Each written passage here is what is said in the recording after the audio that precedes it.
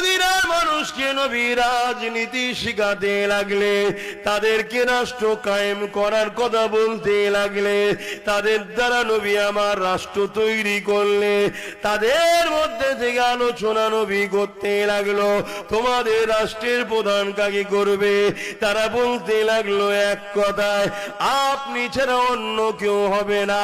এই যে তারা বলছে আমার রাসূল রাষ্ট্রের প্রধান হবে, কারা বলতে লেগেছে? যাদের মধ্যে থেকে 70% উপরে ইহুদি ছিল, আগুন পূজারী, মূর্তি পূজারী ছিল, খ্রিস্টান ছিল, বিভিন্ন ধর্মের লোক ছিল, তারা সবাই এক কথাতে মুহাম্মদ রাসূলুল্লাহকে মেনে নিল। আমার নবী পাক মদিনার রাষ্ট্রপ্রধান হলে তিনি এমন করে রাষ্ট্রপ্রধান হয়ে এলান করে দিলে, বিভিন্ন কাজ করে এলান করলে, তার মধ্যে এলান হলো বাবারা কেউ যদি রেপ করে তার জন্য এই শাস্তি রয়েছে। যুবকেরা মন দিয়ে শোনো, 1450 বছর হয়ে গেল ওই যে আইনটা নবী চালু করে দিল, সেই দিন থেকে আজকের দিন পর্যন্ত মদিনার জমিনে নারীরা রেপ তো দূরের কথা, আজকে দিন পর্যন্ত মদিনার জমিনে কোন নারীকে ইফটিজিং টিটকিরিও মারা হয় না। আরো জোরে বলুন সুবহান। এটা কি আমাদের গর্ব নয়? কি এটা আমাদের গর্ব নয়? আচ্ছা লড়ুক না, ভাঙবে না, অসুবিধে নেই, দেখে নিয়েছি। শুনছেন তো নাকি? তাহলে 1450-1500 বছর কম বেশি হয়ে গেল মদিনায় রাত 1টা 2টো 3টে 4টে যখনই দেখবেন রাস্তাঘাটে নারীরা যাতায়াত করছে, কোনদিন আজ পর্যন্ত কোন নারী রেপ তো দূরের কথা কেউ টিটকিরিও মারেনি। কেন? সেখানে নিজাম, সেখানকার আইন, সেখানকার সিস্টেম মুহাম্মদ আরবি সাল্লাল্লাহু আলাইহি সাল্লাম করে দিয়েছে। সেই আইনকে তারা আরো শিরোধার্য মেনে নিয়েছে। রেপ যদি কেউ করে তার একটাই শাস্তি, প্রকাশ্য মৃত্যুদণ্ড। কথা মাথায় ঢুকছো না? ঢোকে না। আর আমরা যদি দেখি সমাজে যারা রেপ করছে তাদের বিরুদ্ধে সরকার উকিল লাগাচ্ছে, তাহলে সে রাজ্যে সে দেশে রেপ হবে না? হবে না? কথা বলছেন না তো? এইটা সমাজকে একটু জানানো দরকার আছে না? নাই? বাপেরা গিয়ে চলে আসেন আমার নবী পাক সাল্লাল্লাহু আলাইহি ওয়াসাল্লাম। এ যুবকেরা, তোমাকে আমাকে শিরক থেকে মুক্ত থাকার কথা বলেছে, তোমাকে আমাকে শিরকের বিষয়ে নবী আমার সজাগ করেছে। বাবারা, শিরক হলো সব থেকে গুনাহ আযীম, সব থেকে বড় গুনাহ শিরক। ওই শিরক থেকে তুমি দূরে রাখো। তুমি তোমার স্রষ্টার সঙ্গে কাউকে শরীক করো না বাবা। তুমি তোমার স্রষ্টার নাম ছাড়া অন্য কারো নামে কোনো জিনিস যদি উৎসর্গ করো, ওইটাকে তুমি খেও না বাবা। ওটাকে খেলে তোমার ঈমান চলে যাবে। এ নওজওয়ানেরা, তরুণেরা, এ নবী পাকের প্রেমিকেরা, আমাদেরকে বিভিন্ন দিক দিয়ে বেঈমান বানাতে চাইছে, আমাদেরকে বিভিন্ন দিক দিয়ে আল্লাহ রাসূলের দিয়ে সরাবার চেষ্টা চলছে। কেন চলছে? এই পৃথিবীতে যুগে যুগে ক্ষমতাশালীরা মানুষের খোদা হওয়ার স্বপ্ন দেখেছে, কিন্তু যুগে যুগে যুগে ওই ক্ষমতাশালীদের নাম নিশানাকে আল্লাহ পাক মিটিয়েছে গুটি কত মুসলমানদের ওসিলায়।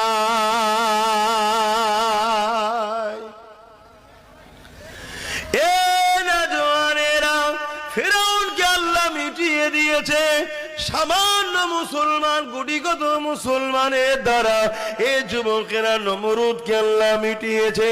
গুটিগত মুসলমানের দ্বারা বদরের জমিনে আবু জেহেল উতবা সাইবার মতো বিশাল বাহিনীকে আল্লাহ পাক নেস্তেনাবুদ করে দিয়েছে। গুটিগত মুসলমানের দ্বারা মাত্র 313 জন ছিল। এদের হাতে কারো অস্ত্র ছিল না, অথচ আবু জেহেলের সংখ্যা 1000 ছিল। তাদের হাতে অস্ত্র ছিল, তারা উট ঘোড়ার পিঠে চেপে এসেছিল। আর এই গুটিগত মুসলমান 313 জন যিনারা ছিলেন, ইনাদের হাতে খাজুরের ডাল ছিল। ইতিহাস আপনারা সবাই জানেন। এ যুবকেরা, তরুণেরা, বাপেরা ওই লড়াইয়ের ময়দানে কাতার ঠিক হতে লেগেছে। ওই কাতারের মধ্যে দুটো ছোট ছোট বাচ্চা দাঁড়িয়ে রয়েছে। আল্লাহ নবী ওই দুটো বাচ্চার কাছে আগিয়ে গেল। যাবার পরে দেখতে লেগেছে ওই বাচ্চা দুটো পায়ের বোড়াগুলোর উপরে ডিঙি মেরে মাথাটাকে একটু তুলতে লেগেছে। কেন রাসূলুল্লাহ বলেছে, বাচ্চাদের, বুড়োদের আর নারীদের লড়াইয়ের ময়দানে যেতে নেই এবং এদের উপরে জুলুম, এদের উপরে হামলাও করতে না। এই যুবকেরা, তরুণেরা এই দুটো বাচ্চা মনে করতে লেগেছে আমরা ছোট ছোট বাচ্চা, আল্লাহ নবী আমাদেরকে নাও নিয়ে যেতে পারে। এই জন্য পায়ের বোড়াগুলোর উপরে ভর দিয়ে, পায়ের উংলিগুলোর উপরে ভর দিয়ে ডিঙি মেরে ঠেলে মাথাকে হাইট করতে চাইছে, যাতে রাসূলুল্লাহ মনে করে এখনো বড় আমাদেরকে চান্স দিয়ে দেয়। একবার ভেবে দেখো যুবকেরা, তুমি আমি কি করতে লেগেছি। আর সেদিনের মক্কা মদিনার ছোট ছোট বাচ্চাগুলো তারা কি করেছে, একবার তোমাকে আমাকে ভাবতে হবে।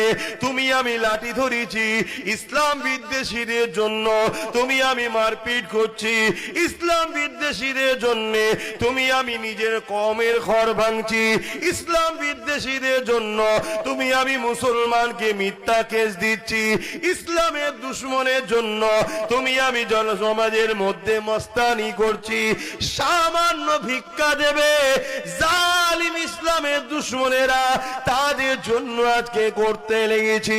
মনে রেখে দিও, তোমার দ্বারা প্রথম আমাকে মিটানো হবে, তারপরে যখন আমি মিটে যাব তোমার পালা আসবে, সেও কিন্তু তোমাকে মিটিয়ে দেবে। শুনছেন তো? মীর জাফর নাম শুনেছেন তো? প্রথম তাকে দিয়ে সিরাজউদ্দৌলাকে মিটালো। কেন সিরাজউদ্দৌলা পর্যন্ত পৌঁছানো সম্ভব হচ্ছিল না ব্রিটিশদের, তাই মীর জাফরকে দিয়ে সিরাজউদ্দৌলাকে প্রথম মিটিয়ে দিল। সিরাজউদ্দৌলা যখন শেষ, ক্ষমতায় চলে এলো ব্রিটিশ মীর জাফরকে ডেকে বলছে, হারা, তুই যদি তোর জাত ভাইকে মারতে পারিস তা আমাদেরকে কি আর ছেড়ে দিবি সুযোগ পেলে? কামানের সামনে দাঁড়িয়ে ওকে মেরে দিল। যেসব মুসলমানরা আজকের এই ব্রিটিশদের দালাল, এদের সাথ দিচ্ছ, এই জালিমদের সাথ দিচ্ছ, মনে রেখে দিও, এদের দ্বারা তোমাদের ঘরে যে ইরা আমাদের পিছনে লড়াচ্ছে, আমাদের উপরে হামলা করাচ্ছে, আমাদেরকে গালিগালাজ দিয়াচ্ছে, যেদিন মিটে যাব আমরা, সেদিন মনে রাখবে এরা তোমাদেরকেও আর প্রয়োজন।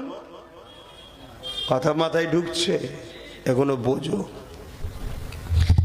কেননা দুনিয়া সবার লক্ষ্য ইসলামকে মিটাতে হবে, দুনিয়া সবার লক্ষ্য আল্লাহ দিনকে মিটিয়ে দিতে হবে। তাই যুবকদেরকে একটু বুঝাই আমি, কেননা তোমার আমার দায়িত্ব রয়েছে, কিয়ামতের দিনে আল্লাহ পাকের কাছে জবাবটা দিতে হবে। ওরে আমার বান্দারে, হাত দিয়েছিলাম আমি, এই হাতে তুই কি করেছিস বল। ওরে আমার বান্দারে, পা দিয়েছিলাম আমি, এই পায়ে তুই আমার জন্য কি করেছিস বল। ওরে আমার বান্দারে, জবানে কথা কথা দিয়েছিলাম আমি, এই জবানে আমার জন্য কি করেছি বল। আজ মুসলমানের ঘরে ছেলেরা এই হাত দিয়ে মসজিদ তৈরি করা তো দূরের কথা, এই হাত দিয়ে মাদ্রাসাকে বাঁচানো তো দূরের কথা, যারা মসজিদ মাদ্রাসাকে মিটিয়ে দিচ্ছে মুসলমানের ঘরে ছেলেরা তাদের ঝান্ডা ধরে ঘুরে বেড়াচ্ছে, তাদেরকে শক্তিশালী করার জন্য তাদের হয়ে মারপিট করতে লেগেছে। মনে রেখে দিও কিয়ামতের দিন আল্লাহ পাক কিন্তু তোমাকে এই হিসাবটা নেবে, ছাড়বে না। এই কথাগুলো আমার কমকে ভাবানো দরকার আছে না নাই? আজকে মাদ্রাসা ভাঙা হচ্ছে না হয়নি? কথা বলুন, কারা ভাঙছে? কথা বলছো না, কারা ভাঙছে বলবেন? এই তো বললেন ভাঙা হচ্ছে, কারা ভাঙছে? কেন্দ্রের বিজেপি সরকার মাদ্রাসা ভাঙছে, ভাঙছে না ভাঙেনি? কথা বলছো না তো? আর আমাদের রাজ্য সরকার মাদ্রাসা বাঁচাচ্ছ তো, কথা বলছে না? না ইনার বিষয়ে বলা যাবে না, ইনি ভাঙে ভাঙুক নাকি? কেন ইনি আমাদেরকে তো কিছু ভিক্ষা দেয়, অতএব মাদ্রাসা ভাঙে, ভাঙুক যাকে। ও আমাদেরকে দেয়নি, ও কেন ভাঙবে? ও যদি ভিক্ষা দেয় ভাঙে, ভাঙবে, অসুবিধে নেই, এরকম ব্যাপার নাকি?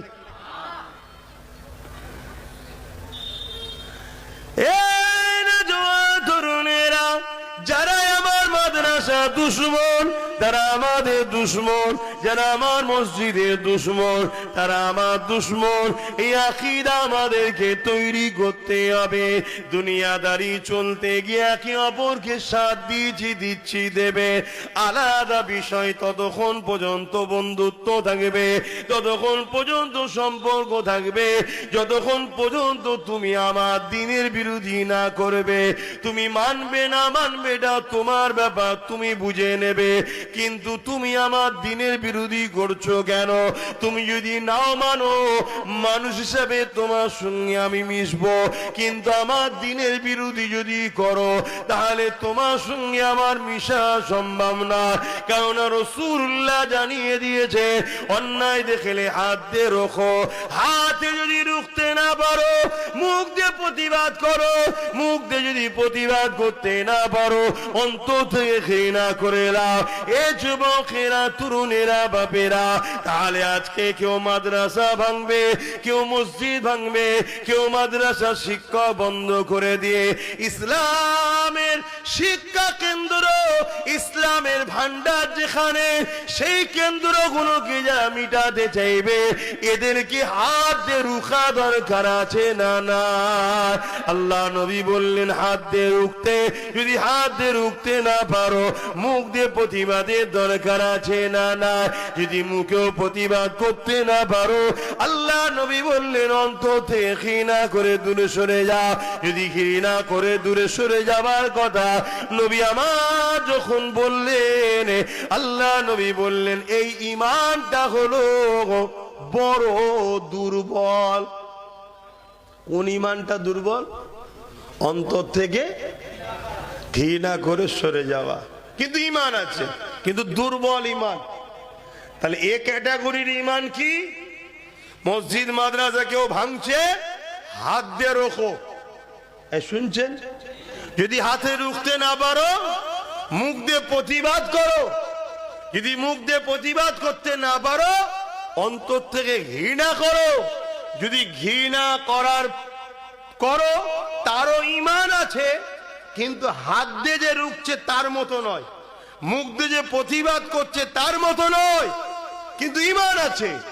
কিন্তু কেউ যদি হাত দিয়ে প্রতিবাদ না করে, মুখ দিয়ে প্রতিবাদ না করে, অন্তর থেকে ঘৃণা না করে মসজিদ মাদ্রাসা দুশ্মনকে সাপোর্ট করে, তার কি ঈমান আছে? এই কথাটা আব্বাস সিদ্দিকীর বলাতে অনেকের কষ্ট হচ্ছে। কার? মুসলমানের। তাহলে এ মুসলমানটা মোমেন না মুনাফিক? এই যে হাতের তালুতে ঈমান রাখা আগুন রাখার থেকে কষ্ট।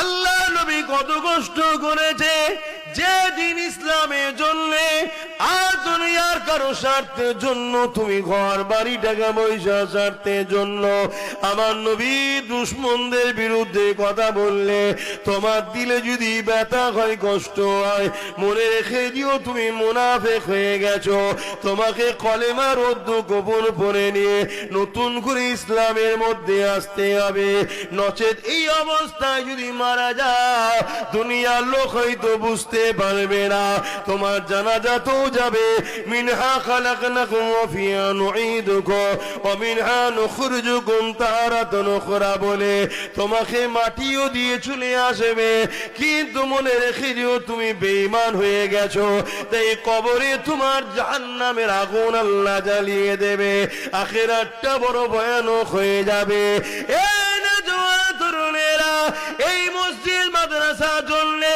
এই দিন ইসলামের জন্য আজ প্যালেস্টাইন বাসীরা তারা নিজেদের পরিবার নিজেদের ঘর সবকিছুকে উজাড় করে দিল কিন্তু মসজিদ আকসাকে তারা ছাড়লো না আজও তারা লড়াই করে যাচ্ছে আল্লাহ পাক তাদের ইমানে এত তাকত দিয়েছে তারা মসজিদ আকসার অপমানকে কোনোভাবে মানতে পারছে না এক পরিবারের 5 সন্তান ছিল 5 জন ইন্তেকাল করেছে স্বামী ইন্তেকাল করেছে স্ত্রীকে মিডিয়া প্রশ্ন করছে যা আপনার স্বামী চলে গেছে 5টা সন্তান ছিল চলে গেছে সেই স্ত্রী বলতে লেগেছে আল্লাহ দিয়েছে আল্লাহ পাক ডেকে নিয়েছে ওটা আমার কাছে বড় বিষয় না আমার কাছে বড় বিষয় হলো আল্লাহর ঘর কোনোভাবে মিটতে দেওয়া যাবে না আরো জোরে বলুন সুবহান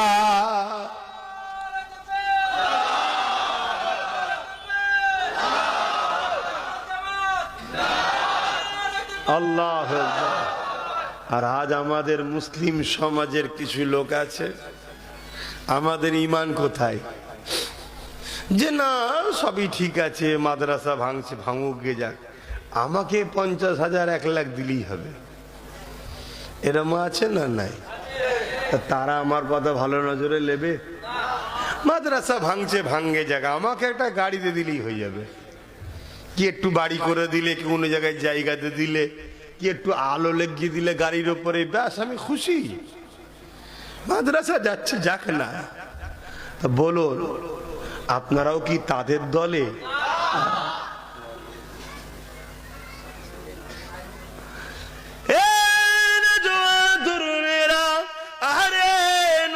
ভালোবাসার নাম ঈমান নবীর মহব্বত যদি তোমার আমার অন্তরে থাকে মনে রেখে দিও আমার নবী পাকের জুতা মোবারক নিয়ে কেউ যদি তুচ্ছ তাচ্ছিল্য করে সে সঙ্গে সঙ্গে কাফের হয়ে যাবে তাহলে নবীর ঘর মাদ্রাসাকে নিয়ে তুচ্ছ তাচ্ছিল্য করলে কি কাফের হবে না এ যুবকেরা তরুণেরা আল্লাহর কোরআনকে নিয়ে কেউ তুচ্ছ তাচ্ছিল্য কি কাফের হবে না আজ আমি হক কথাগুলো বলছি বলে আজ একদল মানুষ আমার পিছনে লেগে গেছে কোন অসুবিধা নাই আরো লাগো পুরো দুনিয়া যদি আমার মোকাবেলায় চলে আসে আমি তথাপিও তাদের মোকাবেলায় প্রস্তুত রয়েছি ইনশাআল্লাহ কিন্তু কোরআনের বিরুদ্ধে কেউ কথা বলবে তাকে মেনে নেওয়া যাবে না আজকে এই মাদ্রাসায় কোরআন শিক্ষা দেওয়া হয় এই কোরআনের কত না সম্মান কত না মর্যাদা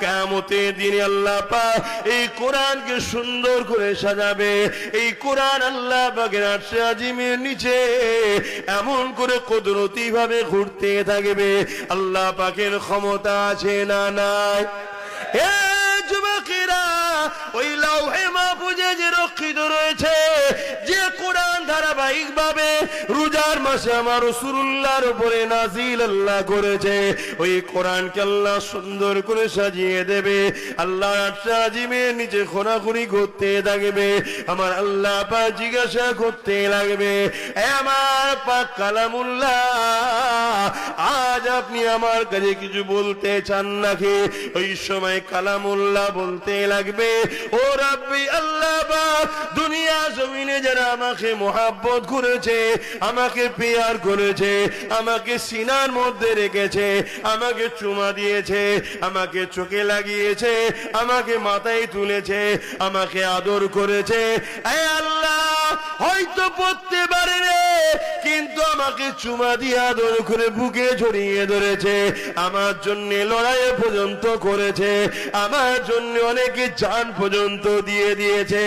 এ রাব্বি আল্লাহ, আজ আমি কালামুল্লাহ আপনার কাছে বলতে চাই, কোরআনকে যারা মুহাব্বত করেছে, আজকের এই কঠিন দিনে আপনি তাদেরকে নাজাত দিয়ে আল্লাহ নবী নূরের জবানে বলে দিলে, কিয়ামতের দিনে যাদের সিনাতে কোরআন রয়েছে, যারা হাফেজে হাক্কানি হয়েছে, যারা কোরআনকে পিয়ার করেছে, কোরআনকে মুহাব্বত করেছে, কোরআনের কথা বলেছে, কোরআনের পক্ষে দাঁড়িয়েছে, এমনও ব্যক্তি যে কোরআন পড়তে পারে না কিন্তু খুলেছে, খুলে আগুল বুলিয়ে বুলিয়ে আল্লাহ পাকের কথা তাদের চুমা দিয়েছে, এই রকম ব্যক্তি কিয়ামতের দিনে ওই কোরআনের শাফাতের উসিলায় আল্লাহ পাকের জান্নাতে চলে যাবে। আরো জোরে বলুন সুবহান।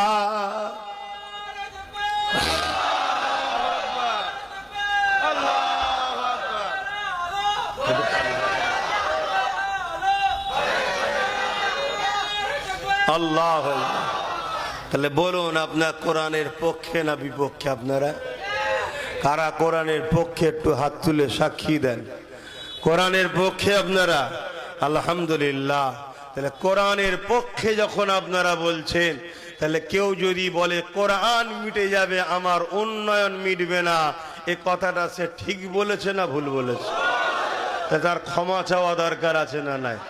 যদি ক্ষমা না চায়, তাহলে তার সাথ কি কোন কোরআনের পক্ষের লোক দিতে পারবে? আমার কথা আপনারা বুঝতে পারছেন?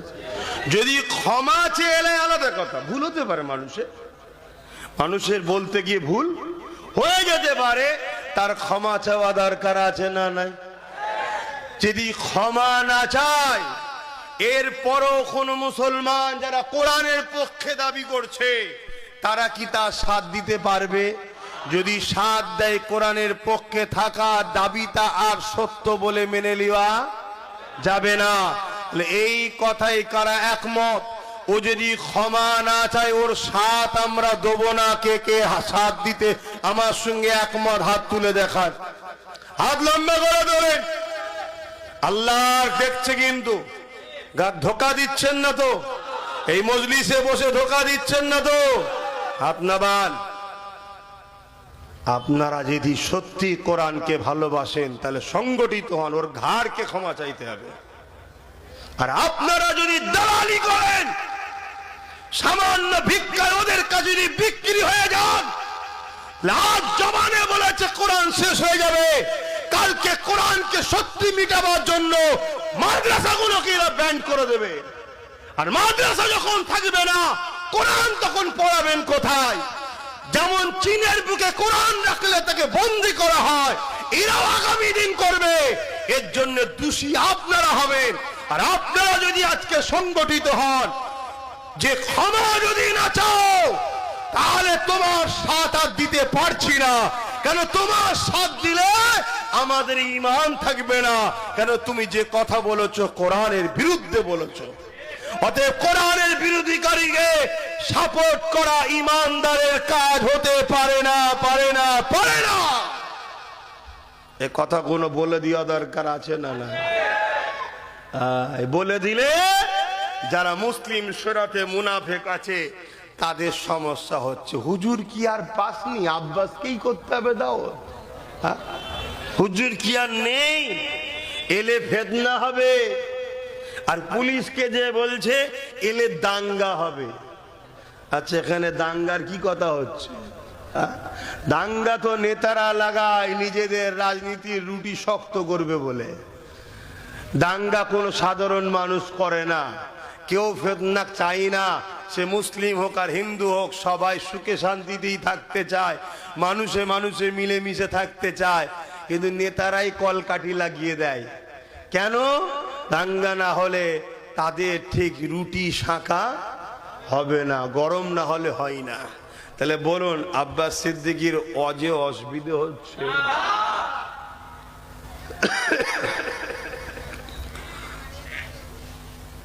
বলবো না থাকবে? ভুলে যাবেন না তো? যদি ভুলে যান কপাল ফাটা জাহান্নামে ঢুকবেন। কি করা যাবে, আর কিচ্ছু করার নেই। খোলাখুলি কথা আমার কাছে। বাপ, তুমি ভাবছো আমি নামাজ পড়ি তো, আমি হজ করি তো? নামাজ তো আব্দুল্লাহ ইবনে উবায়ও করেছিল, হজ তো আব্দুল্লাহ ইবনে উবায়ও করেছিল। রাইসুল মুনাফিক আব্দুল্লাহ ইবনে উবায়, নাম শোনেন না? একটু বলবো? এই যুবকরা শুনবে? হ্যাঁ শোনো। আহা, আল্লাহ নবীর পিছনে ইক্তেদা করে নামাজ পড়তো। মদিনা নববী শরীফে রসুল ইমাম, আর নবী পাকের পিছু পিছু সোজাসুজি দাঁড়াতো, অন্য কাউকে দাঁড়াতে দিত না। সরো, আমি দাঁড়াবো। দাঁড়িয়ে গিয়ে নামাজ পড়তো। আল্লাহ নবী জিহাদে যেতেন, ও সাথে যেত। আল্লাহ নবী হজ করতে গেছেন, ও হজ করতে গেছে। আল্লাহ নবী দ্বীনের কথা বলতেন, কোরআনের কথা বলতো, বসে বসে শুনতো। আল্লাহ নবী রোজা রাখতেন, ও রাখতো। আল্লাহ নবীর সঙ্গে ইফতার করেছে, আল্লাহ নবীর হাতে হাত দিয়েছে, দাড়ি রেখেছে, টুপি পরেছে, পাগড়ি পরেছে, জুব্বা পরেছে, কিন্তু কোরআন ঘোষিত জাহান্নামী হয়েছে। কারণ কি? হযরত আবু বকর সিদ্দিককে জিজ্ঞাসা করা হয়েছে, এ আবু বকর সিদ্দিক, আপনিও নামাজ পড়েন, আব্দুল্লাহ ইবনে উবায়ও নামাজ পড়ে। এ আবু বকর, আপনিও রোজা রাখেন, আব্দুল্লাহ ইবনে রোজা রাখে। এ আবু বকর সিদ্দিক, আপনারও দাড়ি আছে, আব্দুল্লাহ ইবনে উবায়েরও দাড়ি রয়েছে। এই আবু বকর সিদ্দিক, আপনি হজ করেছেন, আব্দুল্লাহ ইবনে উবায়ও হজ করেছে। এই আবু বকর সিদ্দিক, আপনি জিহাদে গেছেন, আব্দুল্লাহ ইবনে উবায়ও জিহাদে গেছে। এই আবু বকর সিদ্দিক, আপনার দাড়ি টুপি জুব্বা পাগড়ি আছে, আব্দুল্লাহ ইবনে উবায়র দাড়ি টুপি জুব্বা পাগড়ি আছে। হে আবু বকর সিদ্দিক, আপনি জান্নাতি দুনিয়া থেকে সার্টিফিকেট পেয়েছেন, আর আব্দুল্লাহ ইবনে উবায় কোরআন ঘোষিত জাহান্নামী হয়ে গেছে। এর কারণটা কি? হযরত আবু বকর সিদ্দিক বলল, ওর যা আছে আমার তাই আছে, আমার যা আছে ওর তা নাই। ও নামাজ পড়ে, আমিও পড়ি, ও রোজা রাখে, আমিও রাখি, ও হজ করে, আমিও করি, ওর দাড়ি টুপি আছে, আমারও আছে, ও রাসূলুল্লাহর সাথে জিহাদে গেছে, আমিও গেছি। এই দিক দিয়ে ওর যা আছে আমারও তাই আছে, কিন্তু আমার যা আছে ওর তা নাই। আমার দিলে আল্লাহ, নবী, কোরআন, ইসলামের উপরে মহাব্বত, ভালোবাসা দিল থেকে আছে। ওর লোক দেখানো করে, দিল থেকে করে না। এই জন্য ও মুনাফিক, জাহান্নামী। আর আমার ইমানের জন্য আল্লাহ আমাকে জান্নাতে সার্টিফিকেট দিয়েছে।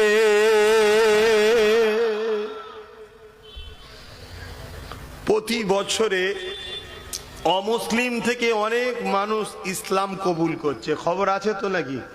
তাহলে মুসলমান কি অমুসলিম হয় না? তারা যাচ্ছে কোথায়? সেগুলো কই? শোনো মন দিয়ে। আব্বাস সিদ্দিকী যেগুলো বলে, 8 বছর আগে বলেছি, আস্তে আস্তে ঘটছে সব। আজ বলছি, আগামীতে ঘটবে। কিন্তু সজাগ যদি না হও, আফসোস করতে হবে, কিছু করার থাকবে না। যেমন 8 বছর আগে বলেছিলাম ওয়াকফ চলে যাচ্ছে, বাঁচাও। কত আন্দোলন করেছি ওয়াকফ নিয়ে, আপনাদের এলাকাতেও করেছি, সাক্ষী আছেন তো নাকি? আওয়াজ দেন, করেছি না করিনি? এ তো 2025 এ সালে না হয় আইন তৈরি হয়েছে, তার আগে আন্দোলন করেছি, কিন্তু আজকে আইন তৈরি হয়ে গেল। কিন্তু সেই দিন থেকে যদি আমরা সজাগ হতাম, সেই দিন থেকে যদি আমরা জাগতাম, সেই দিন থেকে যদি আমরা তৈরি হতাম, তাহলে কিন্তু আজ সুযোগ পেত না। সুযোগ আমরাই করে দিই।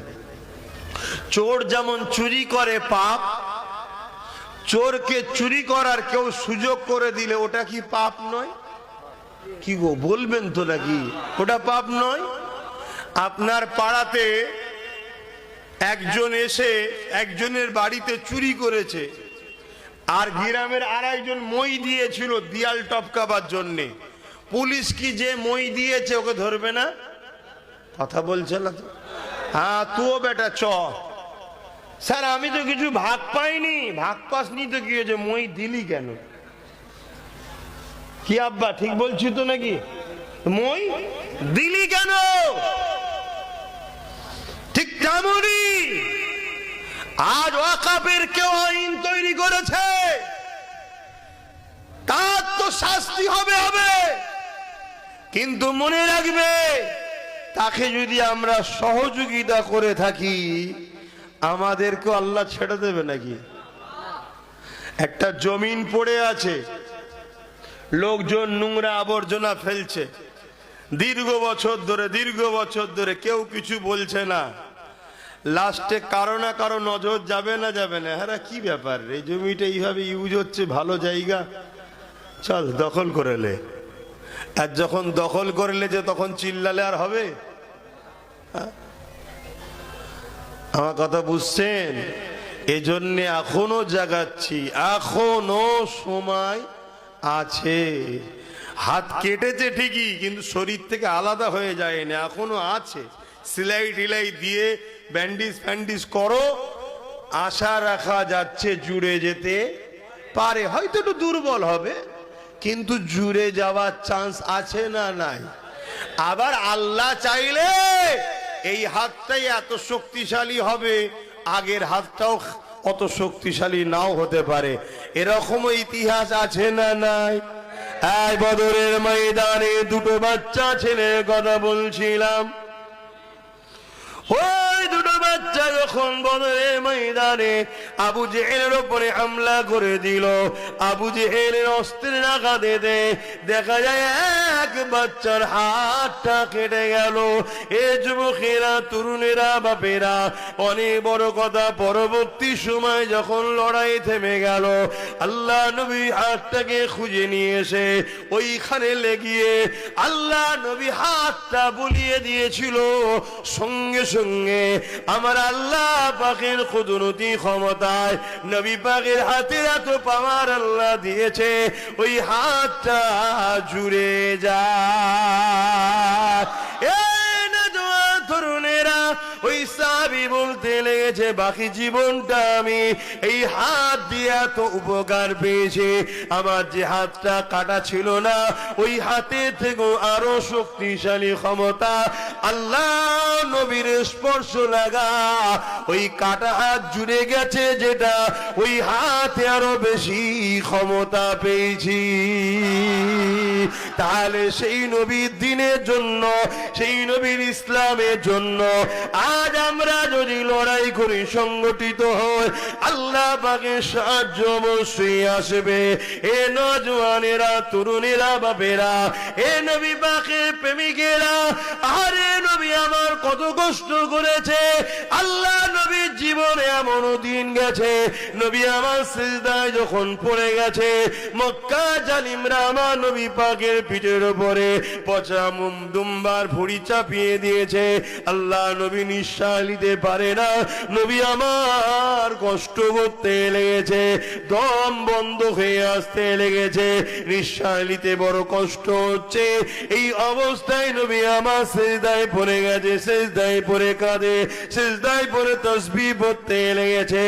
এ যুবকেরা, তরুণীরা, বাপেরা, আজকে জালিমরা আমরা সিজদায় গেলে আমাদের পিঠে পচা খিল চাপিয়ে দিচ্ছে না।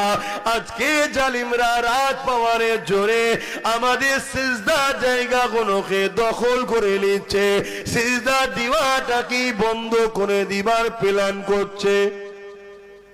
বুঝতে পারছেন তো? সেদিনও জুলুম হয়েছে, আজকেও জুলুম হচ্ছে, পদ্ধতিটা শুধু চেঞ্জ হয়েছে। সেদিনও জুলুম করেছে জালিম শাসকরা, আজকেও জুলুম করছে কারা? জালিম শাসকরা। কিন্তু সেদিনে ডাইরেক্ট ছিল, আর আজকে বড় দুঃখ, আমার কওমের গাদ্দাররা এই জালিমদের সাথ দিচ্ছে, তাই এরা এত সাহস পাচ্ছে। কেউ একজন বলেছিল মাদ্রাসায় জঙ্গি তৈরি হয়, আমার কওমের লোক তাদের পাশ থেকে সরে যাওয়ার জন্য তাদের ক্ষমতা চলে গেছে না যায়নি? জোরে বলুন। তাহলে আমার কওম যতক্ষণ সাথ দেয় এরা ততক্ষণ কামিয়াবি হয়, কিন্তু আজ এরা আমার কওমের সাথ নিয়ে আমারই দিনের উপরে হামলা করে। এরা বারবার আমার মসজিদ মাদ্রাসাকে টার্গেট করে, এটা আমাদেরকে ভুলে গেলে চলবে না।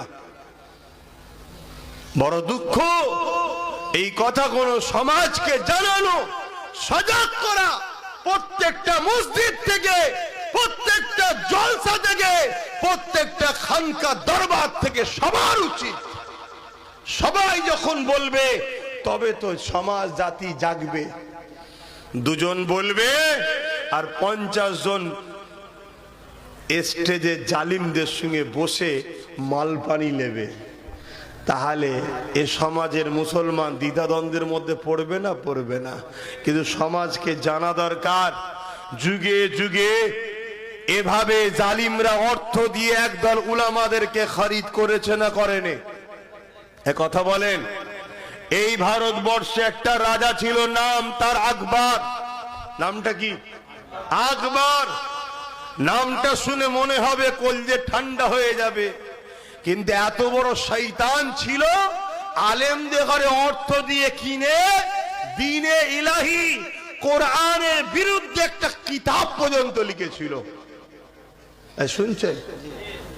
তাহলে আকবরকে সাপোর্ট করা যাবে? কিন্তু আকবরের পক্ষে হাজার হাজার আলেম, ওলামা, মুফতি, স্কলার, বড় বড় বক্তা সব দাঁড়িয়ে গেল। দাঁড়িয়ে গিয়ে বলছে, আমাদের সম্রাট মুগলে আজম, তার উপরে আসমান থেকে ওহী এসছে। বলুন নাউজুবিল্লাহ।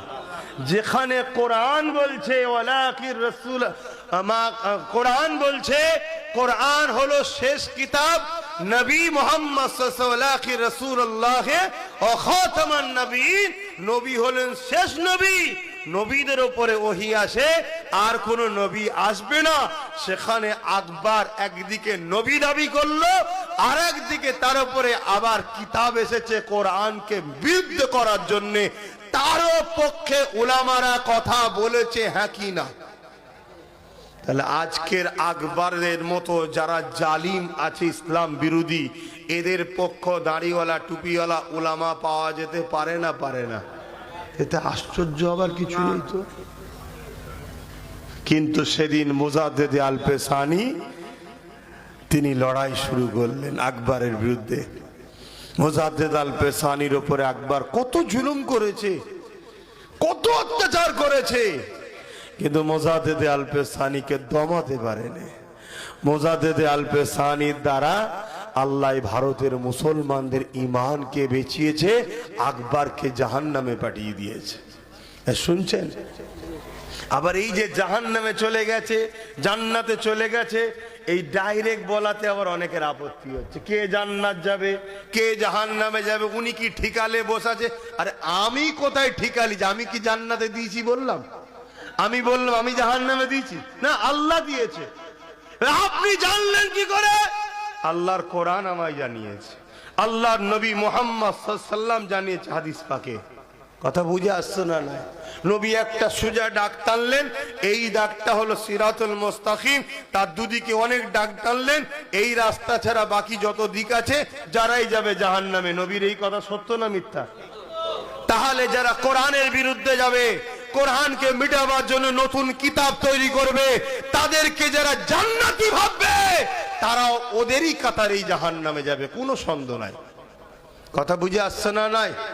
আজকে হঠাৎ করে দেখা যাচ্ছে এজিদকে বাঁচাবার জন্য একদল মোল্লা মৌলী সাহেব বেরিয়েছে। এই শুনছেন? এজিদ রহমাতুল্লাহ। আরে তোমরা বাংলার মানুষ অনেক শান্তিতে আছো দাদা হুজুরের ওসিলায়, কারণ রিসেন্ট মুজাদ্দেদ তোমাদের বাংলার লোক, তিনি এখনো তোমাদেরকে যে শিক্ষা দিয়ে আছে, তোমরা এত ফিতনার খবর জানো না। কিন্তু আগে থেকে বলার কারণ কি? এই অসুবিধা হচ্ছে ভাই। আগে থেকে বলার কারণ কি? আগে থেকে বলার কারণ একটা, সেই একটা রোগ বেরিয়েছিল না, মুরগিদের হতো বাট ফুলো নাকি, ও পারে হয়েছে, এই পারে ভালো মুরগিকে ইঞ্জেকশন দিচ্ছে, কেন না ভাইরাস ঢুকে যায়। তা আগে থেকে আমি ঢুকিয়ে দিচ্ছি অ্যান্টিভাইরাস, যাতে ভাইরাস না টাচ করতে পারে। উদ্দেশ্য একটাই, আমার নবীর উম্মত যদি গুনাহ করেও মরে, বেঈমান না হয়ে মরে, আমার নবীর উম্মত যদি নামাজ কাজা করে ফেলে, তওবা করুক কিন্তু বেঈমান না হয়ে মরে। আমার নবীর উম্মত যদি রোজাও কাজা করে ফেলে,